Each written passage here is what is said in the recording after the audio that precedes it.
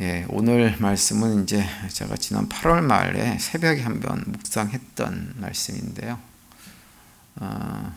제가 이제 지난주까지 우리 교단에 관한 공부를 12주 끝내고 나서 수요일에 또 어떤 말씀을 좀 나눠야 되나 이렇게 고민하고 기도하다가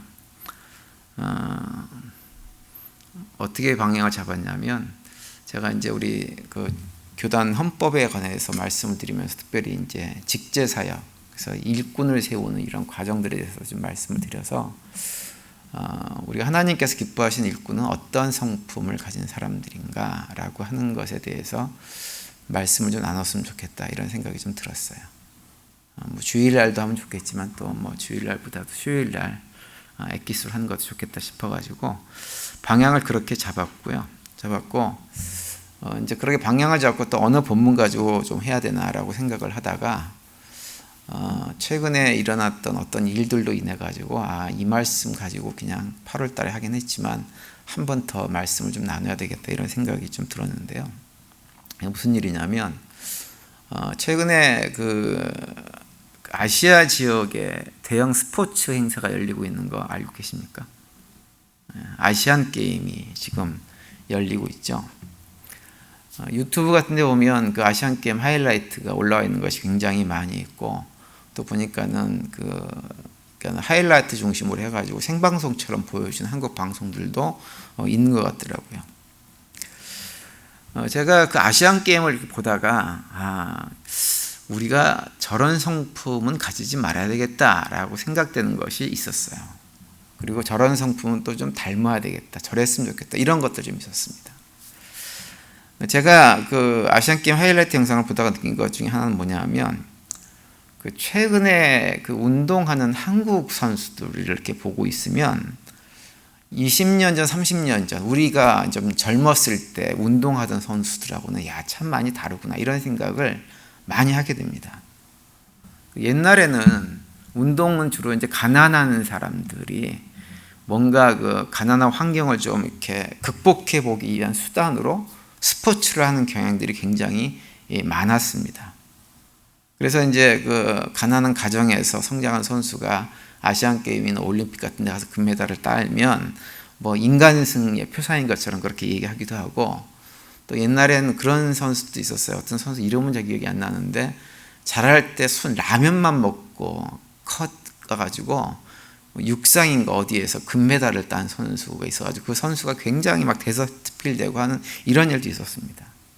그러니까 옛날에는 운동을 하면 그게 자신의 어떤 삶의 탈출구, 그래서 운동을 통해서 국가대표 선수가 되면 생활 형편도 좋아지고 이러니까 그걸 목적으로 이제 운동을 하는 선수들이 많다는 느낌이 참 많았어요. 근데 최근에 그 한국의 선수들을 보면 그렇지가 않습니다, 요즘은. 그러니까는 자신의 물론 그런 선수도 없는 건 아니에요. 그런 선수도 있긴 있지만 대부분 보면 어릴 때 자기가 좋아서 운동을 하다가 열심히 하다 보니 국가 선수가 된 아이들이 굉장히 많이 있습니다. 그래서 요즘 한국 선수들을 보면요, 옛날에는 굉장히 선수들을 보면 불쌍해 보였거든요. 그냥 생긴 그 자체가 불쌍해 보였는데 지금은 한국 선수들 중에서 불쌍해 보이는 선수들이 거의 없습니다. 얼마나 잘생기고 예쁘게 생겼는지 모릅니다. 요즘 선수들이 그래요. 제가 그걸 보면서 참 세상이 많이 바뀌었고 참 좋아졌구나.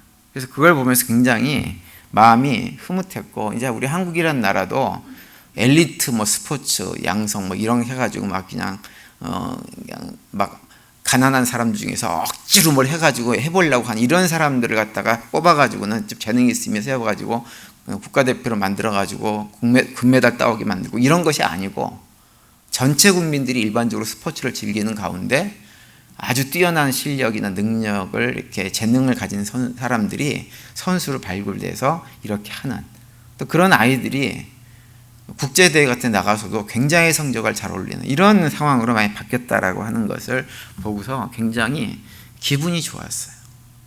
그리고 요즘 아이들은 보면 이렇게 좀 뒤로 빼는 게 없습니다. 얼마나 당당한지 모릅니다. 그 인터뷰할 때도 당당하고, 요즘 또 한국 애들은 영어를 어쩜 그렇게 잘하는지 모릅니다. 영어로 인터뷰를 하는 것도 아무런 문제가 없어요. 요즘 아이들, 한국 잘하는 아이들 보면. 그래서 애들이 굉장히 제가 그거 보면서 야, 참 한국도 많이 바뀌고 참 좋아졌다 이런 생각들을 했었어요. 근데 또 한 가지 영상은 어떤 게 있었냐면, 그 영상은 제가 보다가 한편으로 좀 안타깝기도 하고요, 또 한편으로는 정말 속에서부터 이 짜증이 올라오는데요, 이걸 못 견디겠더라고요. 그런 영상이 있었어요. 어떤 내용이냐면, 그 북한하고 일본하고 그 축구 경기를 하는 중에 어떤 일이 있었냐면, 북한 축구 선수 한 명이 일본 선수가 다쳤어요. 축구를 하다가. 일본 선수 스텝이 선수들을 먹이기 위해서, 그 다친 선수도 치료하고 선수들을 먹이기 위해서 아이스박스 같은 데다가 음료수를 가지고 와서 일본 선수들한테 나눠줘서 먹게 하더라고요. 그런데 그 자리에 북한 선수 한 명이 이렇게 오더니 그 물을 달라고 요구를 하고 물을 안 주니까 그 일본 스텝을 주먹으로 전히 손을 이렇게 때리고서는 그 물을 뺏어가지고 마시는 장면이 올라온 걸 봤습니다. 제가 그 모습을 보면서 좀 안타까웠던 것이 뭐냐면, 보통 그렇게 축구 같은 걸 운동을 하다가 이제 선수가 다치게 되어지면 다친 선수 그 팀에서도 의료진이 나와서 치료도 하고 또 그 잠깐 치료하는 중에 선수들이 쉬기 때문에 쉬는 동안에 마실 물도 주고 이렇게 하지만, 다치지 않은 상대편도 그 시간에 와가지고 선수들한테 물을 공급해서 마시게 하는 일들을 해요. 근데 그 일본 선수가 다쳐서 누워있고 치료받고 일본 선수들이 물을 마시고 있는 동안에 그 북한 쪽의 벤치를 이렇게 비춰주는데, 북한 쪽 벤치에서는 선수들한테 물을 나눠주는 코칭 스태프나 이런 사람들이 아무도 없는 거예요. 그러니까 멍하니 그냥 앉아가지고 선수들한테 물을 공급하지 않으니까 이 목이 마르던 선수가 일본 코치한테 가서 물 달라고 그러고 안 주니까 화가 났는지 때려가지고 뺐고, 이런 장면들이 연출된 겁니다. 제가 그 모습을 이렇게 보면서 가슴도 좀 아프고요, 북한이라고 하는 나라가 참 한심하다라는 생각이 좀 들기도 하고, 또 그러는 그 선수의 모습을 보고 좀 짜증도 났어요. 그리고 이제 신문 기사 중에 어떤 내용이 좀 있었냐면, 참 북한 축구 여자 축구팀이었던 것 같아요. 경기를 하기 전에 그 이제 감독하고 선수가 기자들하고 인터뷰하는 시간이 있거든요. 근데 그 시간에 이제 어떤 기자가 북한을 그냥 노스 코리아로 지칭을 하고 이렇게 북한이 이렇게 물어봤던 모양이에요. 그랬더니 그 감독이라고 하는 분이 왜 우리를 노스 코리아라고 부르냐고, 우리는 인민민주주의 공화국이니까 그렇게 부르라고, 그러면서 성질을 냈다고 하는 기사입니다. 제가 그걸 보면서도 국제대회에 나와서 본인들한테 인민민주주의 공화국이겠지만 모든 사람들이 노스 코리아로 부르고, 우리 남한도 뭐라고 불러요? 그냥 사우스 코리아라고 불러요. 사우스 코리아라고 부른다고 해가지고 거기에 대해서 우리를 갖다가 대한민국이라고 불러달라고 감독이 얘기하는 사람은 아무도 없어요. 그냥 그렇게 듣고 마는 것이지. 근데 제가 이제 북한의 그런 반응을 보면서 느낀 것이 뭐냐면, 사람들이 가난하고 못 살고 이런 것도 있지만 그런 것들 때문에 그 속이 너무 좁아져 있구나. 그래서 누가 혹시라도 자기들을 조금이라도 건드리고 얕잡아 보고 이럴까봐 거기에 바짝 긴장을 해가지고 조금이라도 자기들을 갖다가 이렇게 해코지한다는 느낌이 들으면 거기에 대해서 막 아주 격하게 반응하고, 이런 모습을 보면서 어떤 생각이 좀 들었냐면, 아주 못난 이웃사촌 형제를 보는 듯한 느낌을 좀 받았어요. 그래서 속이 상했습니다. 속이 상해. 좀 답답했습니다. 근데 제가 이제 그 모습을 보면서 생각된 것이 뭐냐면, 우리 교회에서 일꾼으로 일하시는 분들은 우리 한국의 청소년들처럼, 선수들처럼 그렇게 좀 자신감이 있는, 당당함이 있는 이런 분들이었으면 좋겠다라는 생각이 들었고요. 북한의 그 선수나 그 코칭 스텝이나 그런 감독처럼 정말로 아무것도 아닌 일에 쉽게 마음에 상처받고 그것 때문에 화내고 그러다가 안 되면 관계도 끊어버리고, 이러한 모습을 가진 사람이 교회의 일꾼이 되어서는 안 되겠다라고 하는 생각을 했었습니다. 우리는 그런 모습을 가져서는 안 되죠. 그죠? 우리는 어떤 존재냐? 하나님의 자녀들이야. 하나님의 자녀들. 그 옛날에 어떤 분이 그런 얘기를 했다. 그 부흥사가 그런 광고를 냈다 그러잖아요. 캐나다 토론토에 가가지고 부흥회를 하면서 나야가라 폭포 주인 아들이 와서 부흥 집회를 하니까 오라고. 그래서 많은 사람들이 그 모임에 왔다는 거 아니에요. 그래서 목사님이 나타나가지고 내가 우리 나야가라 폭포 주인의 아들이라고. 그 아버지가 누구냐고 사람들이 물으니까 하늘에 계신 창조주 하나님 우리 아버지라고 그렇게 얘기했다는 거예요. 사람들이 뭐라 그러든지 말든지 우리는 그런 자부심과 자긍심을 가지고 살아가야 됩니다. 제가 북한 선수들을 보면서는 참 그런 면이 너무 안타까웠고 너무 불쌍하다 이런 생각이 많이 들었습니다. 제가 자주 드리는 말씀이기도 하고 또 축도할 때마다 축원으로 이렇게 제가 선포하는 메시지이기도 하지만 저는 우리 교회 모든 성도님들이 우리가 어떤 존재인지를 좀 분명하게 알고 이게 자존심을 가지고 자존감을 가지고 당당하게 정말 담대하게 삶의 자리에서 삶을 살아냈으면 하는 그런 바람입니다. 비록 우리가 아무것도 가진 것이 없다고 하더라도 가난하다고 하더라도 변하지 않는 사실 하나는 무엇이냐면 우리는 천지 만물을 창조하신 창조주 하나님의 자녀들이라고 하는 사실은 변하지 않는 사실입니다. 거기에 대한 자부심과 당당함을 가지고 살아가는 거예요. 그런 분들이 교회의 일꾼이 되었으면 좋겠다라는 생각을 잠깐 했었습니다. 오늘 저녁에 우리가 읽은 시편 92편도 이제 그와 관련된 말씀을 좀 해주고 있는데요. 이 시편 92편은 이스라엘 백성들이 그 안식일에 부른 찬양 시편입니다. 그래서 이제 1절부터 5절까지 보면 어떤 내용이 기록되어 있냐면 하나님께서 행하신 일들을 기억하면서 하나님을 찬양하는 내용이 쭉 기록이 되어져 있어요. 그러면서 6절부터 하나님께서 행하신 그 일이 구체적으로 무엇인지를 선포합니다. 그런데 그 선포한 내용을 보면 한마디로 정리하면 무엇이냐면 악한 자들은 망하게 하시고 의로운 자들은 강건하게 붙들어 주신 하나님을 찬양하는 내용이에요. 7절에 보면 이렇게 말씀하고 있죠. 악인들은 풀같이 자라고 악을 행하는 자들은 다 흥황할지라도 영원히 멸망하리로다. 이렇게 말씀을 하고 있어요. 시편 기자가 이런 내용을 갖다가 노래하고 있는 이유는 무엇이냐면 이 세상에서는 악인들이 흥황할 때처럼 보일 때가 굉장히 많기 때문에 이렇게 노래를 하고 있는 거예요. 나는 시편 기자의 노래는 실제 우리의 삶을 현실을 말하고 있는 것입니다. 그런데 그 실제 우리 현실을 말하면서 뭐라고 선포하냐면 악한 자들의 흥황을 우리가 부러워할 필요가 전혀 없다라고 선포를 하고 있는 거죠. 왜냐?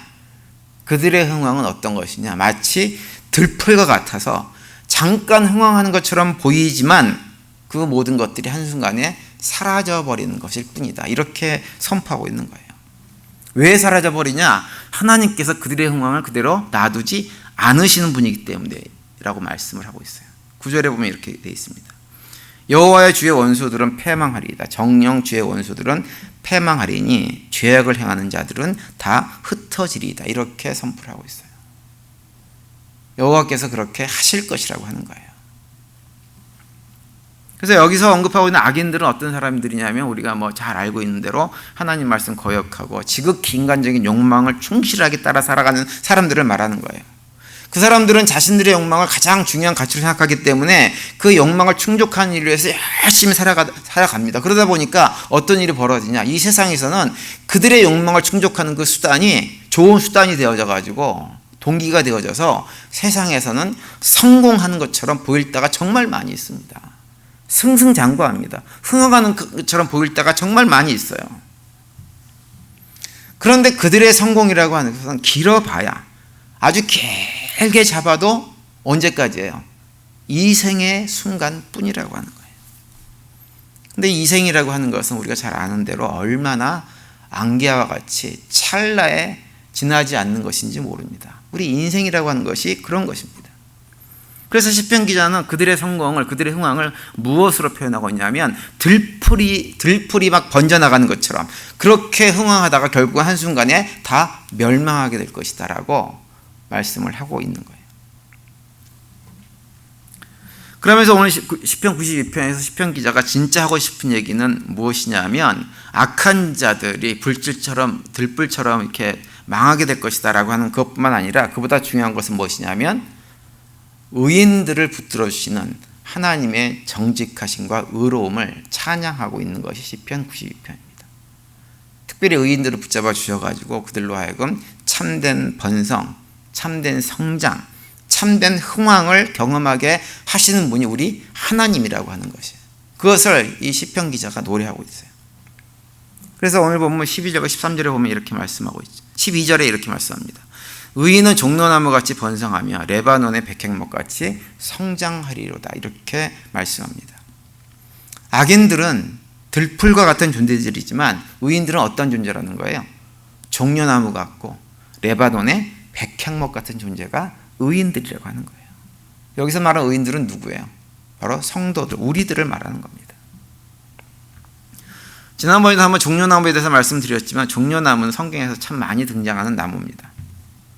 특별히 이제 종려나무가 대표적으로 기억되는 곳은 어디냐면 이스라엘 백성들이 출애굽한 이후에 광야 생활을 이렇게 광야로 나와가지고 처음 제대로 이렇게 장막을 치고 쉬었던 자리가 어디냐면 엘림이라고 하는 곳이에요. 근데 엘림은 어떤 곳이냐면 거기에 샘물이 12개가 있고 종려나무 70그루가 있어가지고 사막 지역에서 백성들이 쉬기에 딱 적당한 지역이 엘림이라는 지역이었습니다. 그러다 보니까 이스라엘 백성들에게 종려나무는 어떤 나무이냐면 안식과 풍요를 상징하는 나무로 기억되었습니다. 그리고 특별히 종려나무 같은 경우는 1년 내내 크게 그 푸르름을 이렇게 잃어버리지 않는 나무가 종려나무입니다. 그래서 겨울이나 여름이나 큰 차이가 없어요.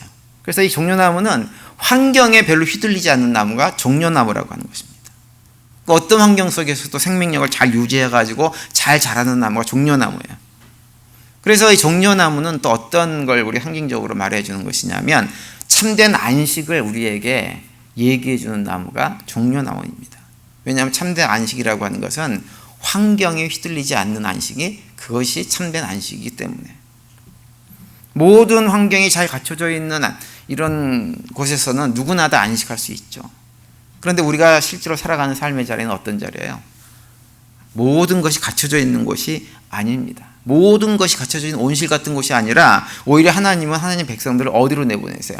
광야로 내보내세요. 내보내서 거기서 바람을 맞게 하시고 뜨거운 태양을 경험하게 하시고 밤에는 추위를 경험하게 하시고 정갈이 있고 죽음의 위협이 있는 그런 자리가 광야인데 하나님은 우리를 거기로 내모시는데 그곳에 던져서 우리를 어떻게 하느냐? 그곳에서도 참된 안식을 경험하며 살아갈 수 있도록 우리를 만드시는 분이 우리의 하나님이세요. 그래서 그곳에서도 안식을 경험하면서 종려나무 같은 존재로 살아가는 사람들이 누구냐? 바로 성도들, 의인들이라고 하는 거예요. 이게 하나님 백성들을 보여주는 대표적인 상징 가운데 하나이고 그런 존재가 바로 누구라는 거예요? 우리라고 하는 거, 우리. 그래서 우리도 그런 삶을 실제로 경험하고 살아갑니다. 성도들은 뭐 경제적으로 크게 부자가 되고 잘 먹고 잘 살고 함으로 해서 안식을 누리는 사람들이 아니에요. 가난하고 힘들고 감당하기 힘든 문제를 만나도 그 가운데서도 안식을 누리는 사람들이 성도들입니다. 제 아내가 저한테 얼마 전에 물었어요.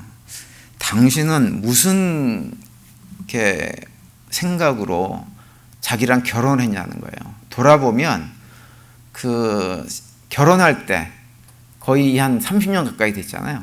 그때 저한테 아무것도 없었어요. 아무것도. 정말 아무것도 없었습니다. 집이 있었던 것도 아니고 차가 있었던 것도 아니고 아무것도 없었는데 한국 가가지고 덜컹 결혼하고 저 사람을 데려왔어요. 가만히 생각을 해보니까 기가 막힌 모양이에요. 어떻게 그런 상태에서 결혼할 생각을 했느냐라고 하는 거예요. 제가 지금까지 돌아보면 단 한 번도 뭔가를 준비하고 제가 해가지고 지금까지 살아온 적이 없습니다. 없어요. 특별하게 돈을 많이 모아가지고 돈을 근거로 해가지고 삶을 살았다는 적도 한 번도 없고요. 무슨 좋은 조건을 어디서 취직돼가지고 취직된 상태로 제가 무엇을 한 적도 한 번도 없어요. 그런데 돌아보면 지난 30년이 넘은 미국 생활 가운데 모든 순간순간에 어려움이 있고 비바람을 맞은 적은 있었지만 제 마음속에는 하나님께 주시는 안식이 항상 있었던 것 같아요. 그래서 걱정 없이 살았어요. 무슨 생각으로 했냐고 하지만 저는 정말 걱정 없이 결혼했고, 정말 걱정 없이 미국 왔고, 걱정 없이 지금까지 살아왔습니다. 그래서 여기 올 때도 걱정 없이 왔어요. 하나님이 알아서 하시겠지. 내가 실력 없고 능력 없는 거 다 아시는 분이 보냈으면 알아서 하시겠지. 그러고 제가 왔습니다. 그러니까 믿음의 성도들은 그러한 삶을 살아가는 거예요. 그러다 보니까 세상 사람들하고는 차원이 다른 삶을 살 수밖에 없는 거죠. 특별히 종려나무 같은 경우는 이스라엘 백성들이 찬양할 때 많이 흔들었잖아요. 그래서 찬양의 나무라고도 합니다. 그래서 이 종려나무 같은 성도들은 어떤 사람들이냐면 세상 사람들을 향해서 하나님의 살아계심을 찬양하는 사람들이 어떠한 방식으로 내가 잘되고 모든 것이 풍족하고 넉넉하기 때문에 안식을 누리는 것이 아니라 세상 사람들이 볼 때는 다 끝난 것 같은 절망적인 그런 상황 속에 있는데 똑같이 그런 상황 속에 있는데 그 가운데서도 안식을 누리면서 하나님이 나와 함께 하심으로 내가 누리는 안식을 세상을 향해서 선포하면서 하나님을 찬양하는 삶을 살아가는 사람들이 바로 종려나무 같은 성도들의 모습이라고 하는 것입니다. 그래서 우리 교회 성도님들이 특별히 우리 교회에서 리더십을 갖게 되어지는 분들은 정말로 종려나무같이 환경과 관계없이 늘 푸르름을 유지하고 평안과 안식을 누리며 살아가면서 하나님을 찬양할 줄 아는 그런 분이 교회 지도자로 일꾼으로 세워졌으면 하는 그런 바람입니다. 우리 성도님들도 그런 일꾼이 세워질 수 있도록 함께 기도를 해 주시기 바랍니다.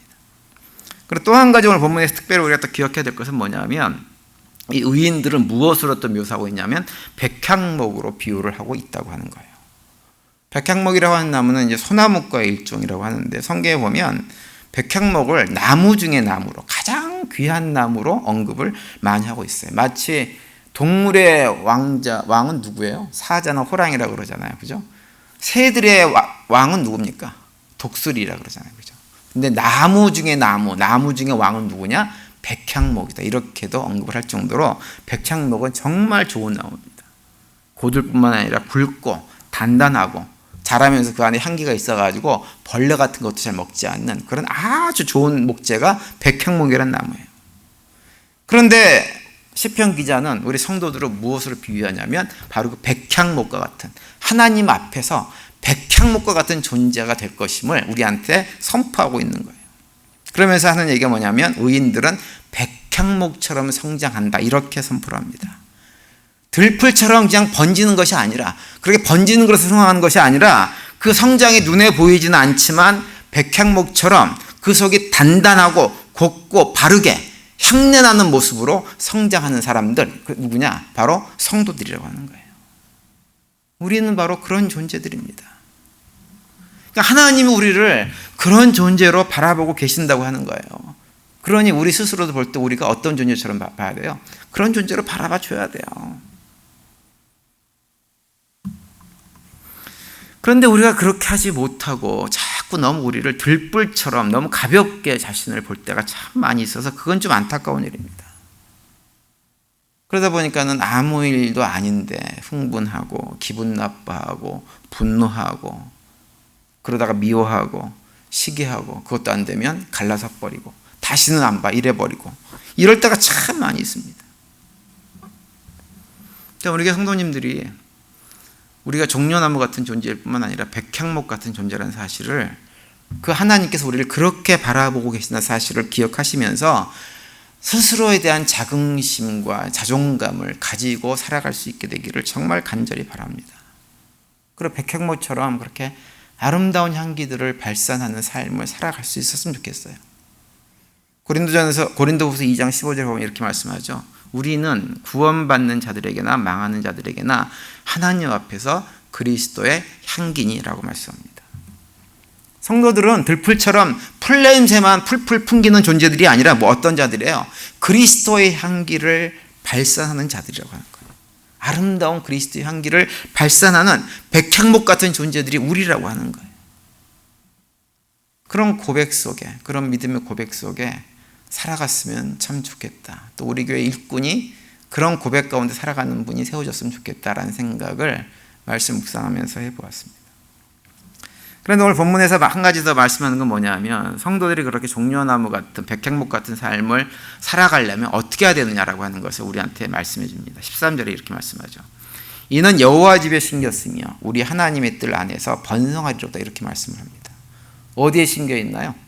여호와의 집에 심겨져 있다라고 말씀하고 있어요. 그리고 하나님의 뜰 안에서 번성한다 이렇게 우리에게 말씀을 해주고 있는 거예요. 종려나무가 종려나무로 살아가고 백향목이 백향목처럼 살게 되어지고 성도가 성도처럼 살게 되어지는 것, 그것은 어디 있을 때냐? 우리가 하나님의 집, 하나님의 뜰 안에 심겨져 있을 때 그것이 가능하다고 하는 얘기입니다.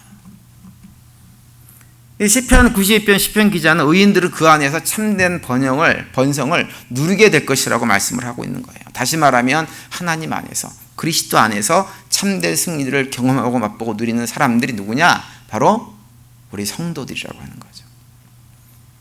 그런데 하나님 안에 있다고 하는, 그리스도 안에 있다고 하는 것은 뭐예요? 하나님을 내 삶의 창조주로 고백하고 예수 그리스도를 내 삶의 주인으로 온전히 고백해가지고 그분의 말씀에 순종하고 살아가는 것이 그분의 뜰 안에 심겨진 우리들의 상태인 거예요.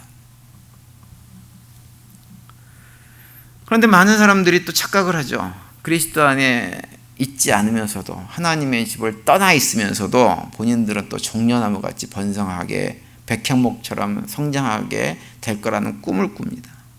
꿈꾸는 것은 자유지만 우리가 그리스도 안에 있지 않고 하나님 안에 있지 않고 그분의 뜰 안에 머물러 있지 않으면 아무리 세상에서 성장을 경험한다고 해도 그것은 어떠한 성장이고 번영이냐면 들풀의 번짐, 그 이상도 이하도 아닌 것이 되어집니다. 그래서 우리가 그걸 알기 때문에 우리 하나님 백성들은 그렇게 들풀의 번짐같이 성장하는 성장을 부러워하지 않습니다. 오히려 그들을 불쌍히 여기고 살아가는 거예요. 뿐만 아니라 우리가 예수 그리스도를 믿는다고 하는 것, 하나님 백성으로 살아간다고 하는 것 때문에 이런저런 어려움을 당하고 손해를 보고 번지고 성장하는 것처럼 성장하는 것이 당장 눈앞에 보이지 않아도 우리는 알고 있는 거예요. 당장 보이지 않아도 보이지 않는 가운데 종려나무처럼 백향목처럼 그렇게 아름답게 성장하고 있음을 고백하고 살아가는 것입니다. 그래서 고린도후서 4장 16절에서 사도 바울이 이렇게 선포하죠. 그러므로 우리가 낙심하지 아니하노니 우리의 겉사람은 낡아지나 우리의 속사람은 날로 새로워지도다 이렇게 말씀합니다. 성도들은 이런 당당함, 자부심, 확신을 가지고 살아가는 사람들입니다. 그래서 겉모습은 아무것도 아닙니다. 다른 사람들이 나를 어떻게 보느냐? 그건 아무런 의미가 없는 거예요.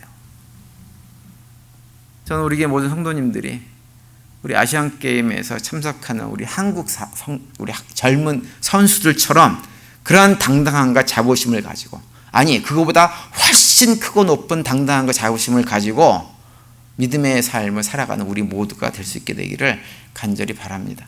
그래서 누가 교회 일꾼으로 세워지든지 그 일꾼이 거기에 딱 맞는 일꾼이 되어지는 은혜들을 우리 교회가 누리게 되어지고, 그런 일꾼들을 말미암아 우리 교회가 더욱더 아름답게 백향목처럼 종려나무처럼 성장하는 교회로 세워지는 은혜들을 경험할 수 있게 되기를 간절히 바랍니다.